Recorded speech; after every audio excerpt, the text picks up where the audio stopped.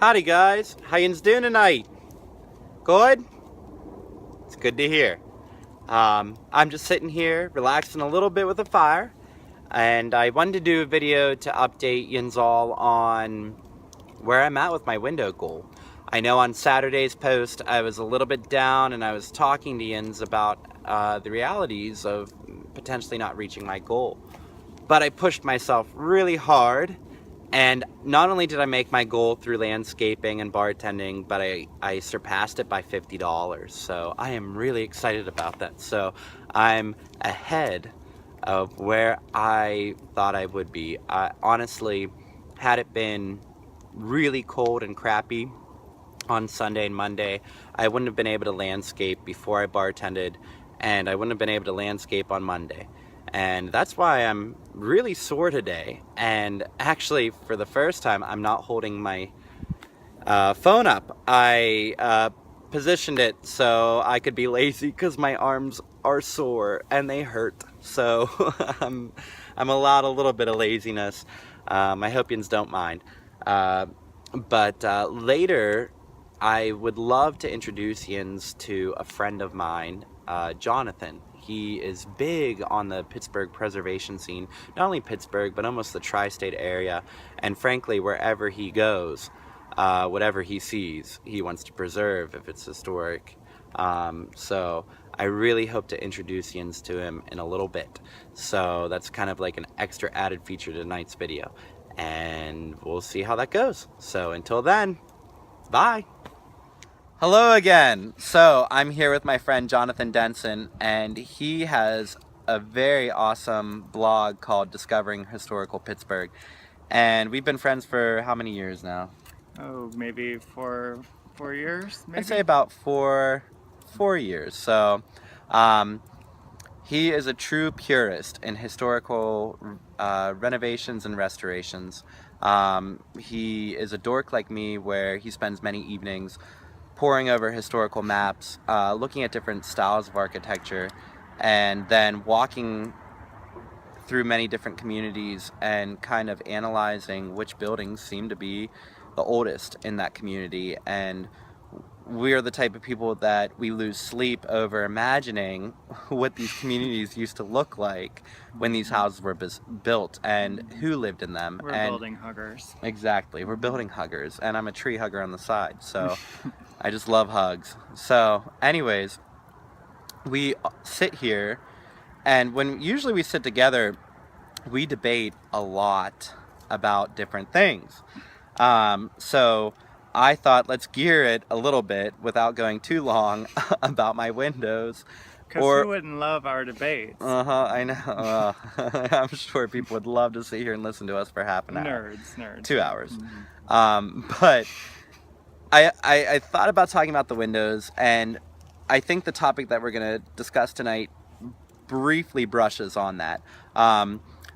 But since we will talk for hours about that, I said, Jonathan, give me an idea of what is the difference between restoration and renovation.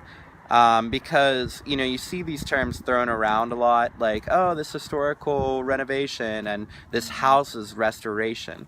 So where are we on those titles, John? Like, tell me about that. Tell us about that.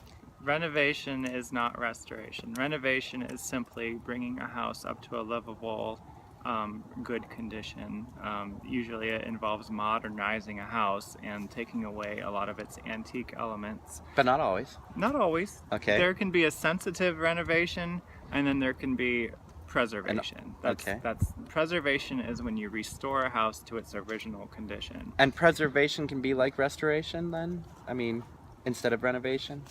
I don't think that renovation is ever a restoration unless you actually try to preserve the house exactly as it was built. Okay. Now, renovation isn't necessarily a bad thing. You can have a sensitive renovation where you try to combine some modern elements with saving a lot of historical elements. Okay. And that's ideal when you're not someone like me who prefers to live in a museum. Okay.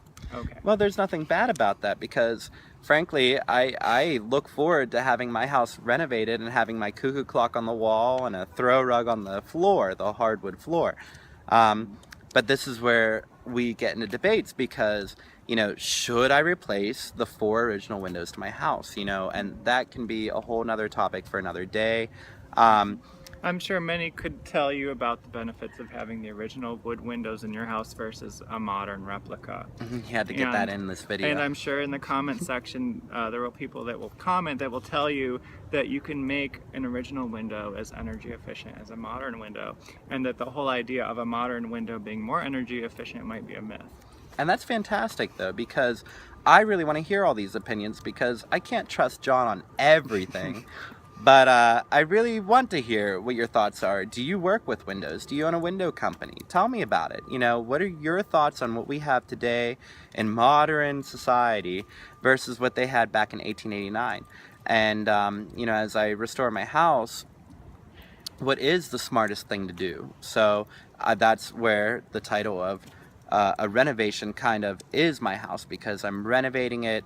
Probably not to the extent of purists, but I'm trying my best. And windows are very tricky. Because a window is an element that a preservationist looks at because windows are original features of the house. And like he was talking about earlier, certain original features of a house, like the beveled glass in a historical window, really just add a certain type of magic to a structure. You can get that replicated today.